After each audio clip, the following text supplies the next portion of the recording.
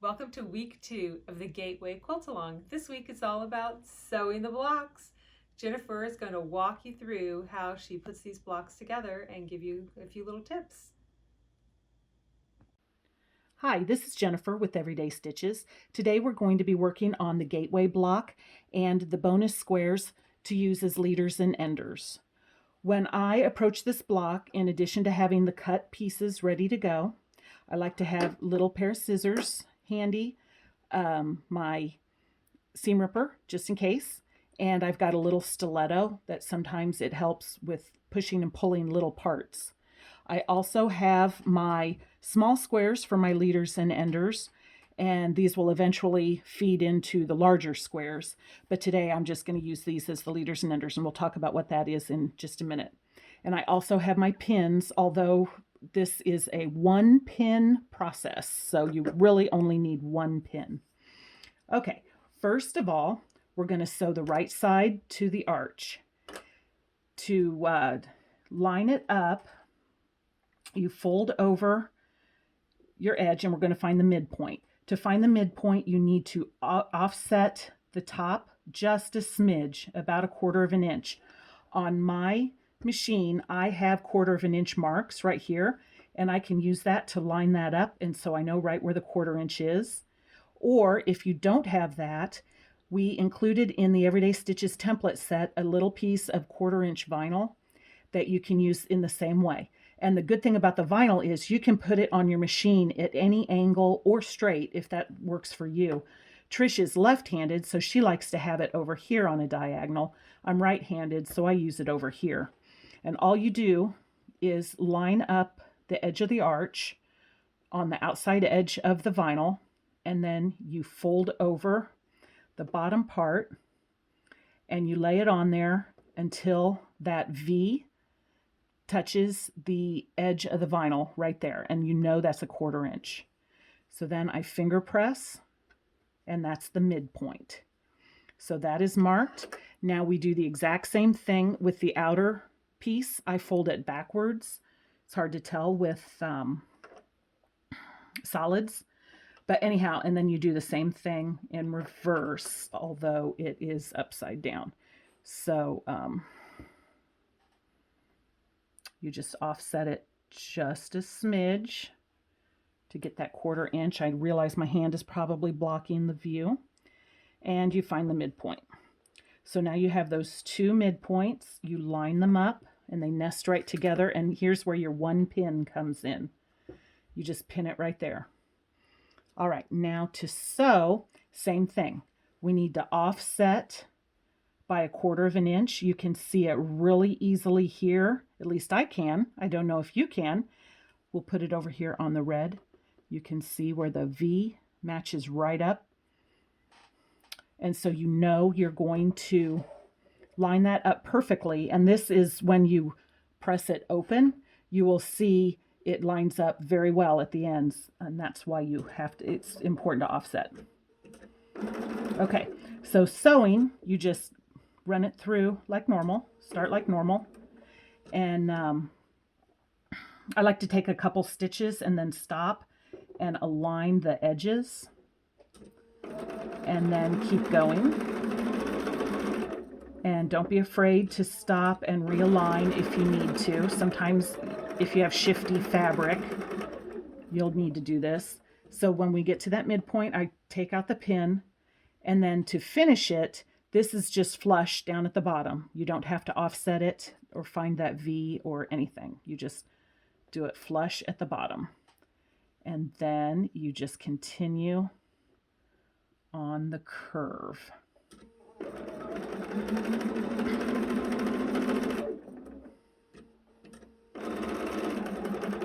Okay, sometimes when you get to the end, this solid is kind of thinner than other solids.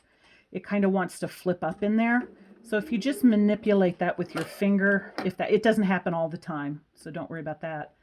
And just kind of hold it down with your stiletto and then sew off the edge. Okay, so now here's where the leaders and enders. If you're unfamiliar with leaders and enders, normally I would sew on and off a piece of scrap. Well, that's kind of wasteful at the end of the day if you think about it, because you're wasting all that thread and I guess technically the little scrap. So if you have cut fabric ready to go for another project, you can have it sitting right by your machine, ready to go. And then when you get to the end, normally, I would chain piece several of these blocks at once. When you get to the end, you just line that up, normal piecing, and it just keeps it from, you know how it sucks up in the beginning and ends sometimes when you're sewing. And there you go. And now you're building 2 quilts at once. Okay, so we have that side sewn on, and we're going to press and do some trimming, and then we'll sew the second side.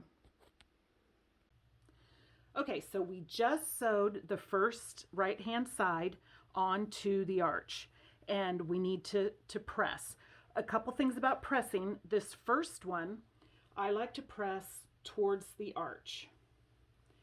It helps a little bit if you kind of finger press it to just kind of train it to go that way. And then I press with the iron.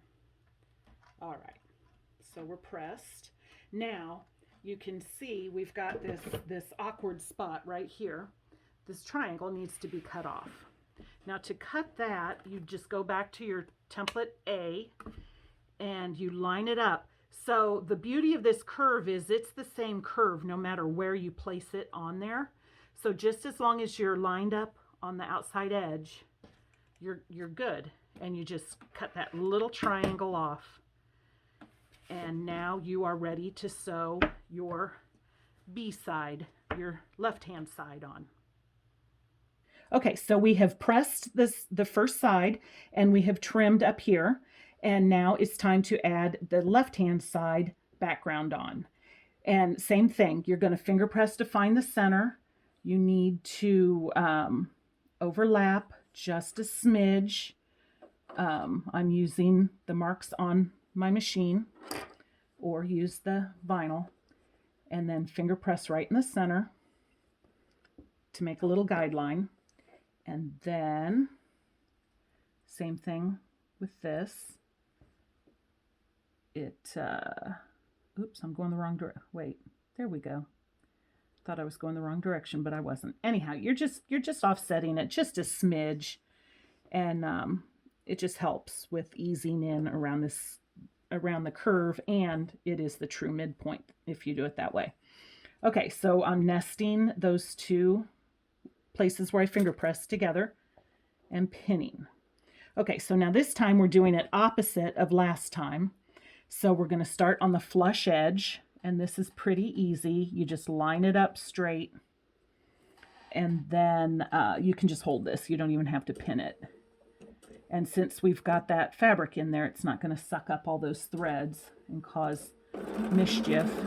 Okay, so I took a few stitches in, and now I'm aligning the curve. This is a much gentler curve than a normal drunkard's path, so you shouldn't have any trouble getting that to line up. If you have starched your fabric, it might not have as much give, but there should still be enough to be able to manipulate it because you are on the bias. Okay, so we got to the midpoint, took the pin out, and now we're lining up again. I like to use the straight line on this one. I think it gives me a little more visual. I can see it a little clearer. It really is amazing how sometimes the diagonal one works better and sometimes the straight does. Okay, so I've got that lined up with the offset, and I found the V at 1/4 inch. So I pinned, and now I'm going to finish sewing this curve.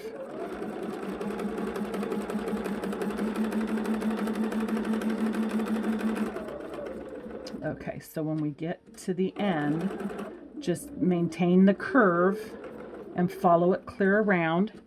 Let me sew off, and I'll show you what it looks like. What it should look like. We'll see what it does look like. Okay, So right here, it's a little wonky, but you can see where I sewed right off right at that V. And that's what you want. Okay, so we've sewn the second side. Now we're going to talk more about the final pressing and possible trimming. Okay, so now we've sewn the left-hand side on. So here's a little bit more I want to talk about pressing. In the directions, it says to press this second side also to the arch. The reason I did this is because when you press it to the arch, it leaves that outer 1/4 inch with no bulk behind it. When you press it to the outside, it is a little tiny bit bulkier. But there's a good reason to press it to the outside. If you like your seams nesting, when you go to sew the blocks together, you're going to want to press it to the outside. So you have two options. Press them both in or press them each to one side. And that's totally up to you, whatever you're going to do. The last quilt, I pressed them all in. This one, I think I'm pressing to the outside. So again, you finger press it a little bit to start with and press. Okay, so now I know those seams will nest together when we join the blocks. So when you're done, you'll notice you may have a little tiny dog ear up there. If you want to go ahead and trim that off to reduce bulk, that's fine. You can go ahead and do that. But there you go. That is how you piece and press the Gateway block. Okay, so quilt alongers, next week we are going to get to sewing finally, and we'll have some hints and tips in the video for that. And we'll spend the next 2 weeks sewing, so don't feel pressured like you have to keep sewing all week long, especially you king-size quilt makers. So anyhow, we will talk to you next week. Bye.